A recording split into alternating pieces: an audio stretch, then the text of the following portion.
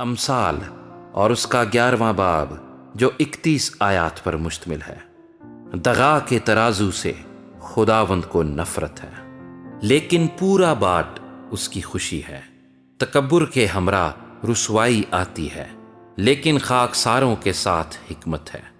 راست بازوں کی راستی ان کی رہنما ہوگی، لیکن دغا بازوں کی کجروی ان کو برباد کرے گی۔ قہر کے دن مال کام نہیں آتا، لیکن صداقت موت سے رہائی دیتی ہے۔ کامل کی صداقت اس کی رہنمائی کرے گی، لیکن شریر اپنی ہی شرارت سے گر پڑے گا۔ راست بازوں کی صداقت ان کو رہائی دے گی، لیکن دغاباز اپنی ہی بدنیتی میں پھنس جائیں گے۔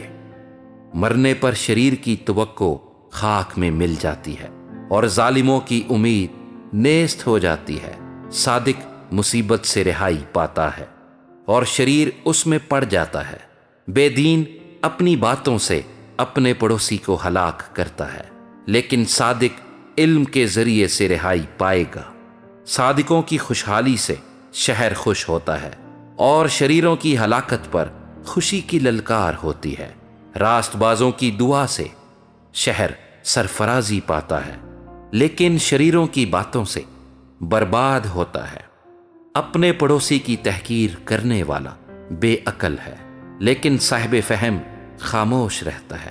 جو کوئی لترا پن کرتا پھرتا ہے راز فاش کرتا ہے، لیکن جس میں وفا کی روح ہے وہ رازدار ہے۔ نیک صلاح کے بغیر لوگ تباہ ہوتے ہیں، لیکن صلاح کاروں کی کثرت میں سلامتی ہے۔ جو بیگانہ کا ضامن ہوتا ہے سخت نقصان اٹھائے گا، لیکن جس کو ضمانت سے نفرت ہے وہ بے خطر ہے۔ نیک سیرت عورت عزت پاتی ہے، اور تندخو آدمی مال حاصل کرتے ہیں۔ رحم دل اپنی جان کے ساتھ نیکی کرتا ہے، لیکن بے رحم اپنے جسم کو دکھ دیتا ہے۔ شریر کی کمائی باطل ہے، لیکن صداقت بونے والا حقیقی اجر پاتا ہے۔ صداقت پر قائم رہنے والا زندگی حاصل کرتا ہے، اور بدی کا پیرو اپنی موت کو پہنچتا ہے۔ کج دلوں سے خداوند کو نفرت ہے، لیکن کامل رفتار اس کی خوشنودی ہے۔ یقیناً شریر بے سزا نہ چھوٹے گا، لیکن صادقوں کی نسل رہائی پائے گی۔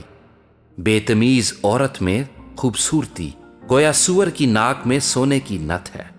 صادقوں کی تمنا صرف نیکی ہے، لیکن شریروں کی امید غضب ہے۔ کوئی تو بتھراتا ہے پر تو بھی ترقی کرتا ہے، اور کوئی واجبی خرچ سے دریغ کرتا ہے پر تو بھی کنگال ہے۔ فیاض دل موٹا ہو جائے گا، اور سیراب کرنے والا خود بھی سیراب ہوگا۔ جو غلہ روک رکھتا ہے لوگ اس پر لعنت کریں گے، لیکن جو اسے بیچتا ہے اس کے سر پر برکت ہوگی۔ جو دل سے نیکی کی تلاش میں ہے مقبولیت کا طالب ہے، لیکن جو بدی کی تلاش میں ہے وہ اسی کے آگے آئے گی۔ جو اپنے مال پر بھروسہ کرتا ہے گر پڑے گا، لیکن صادق ہرے پتوں کی طرح سرسبز ہوں گے۔ جو اپنے گھرانے کو دکھ دیتا ہے ہوا کا وارث ہوگا، اور احمق دنا دل کا خادم بنے گا۔ صادق کا پھل حیات کا درخت ہے، اور جو دانش مند ہے دلوں کو مو لیتا ہے۔ دیکھ، صادق کو زمین پر بدلہ دیا جائے گا تو کتنا زیادہ شریر اور گناہگار کو۔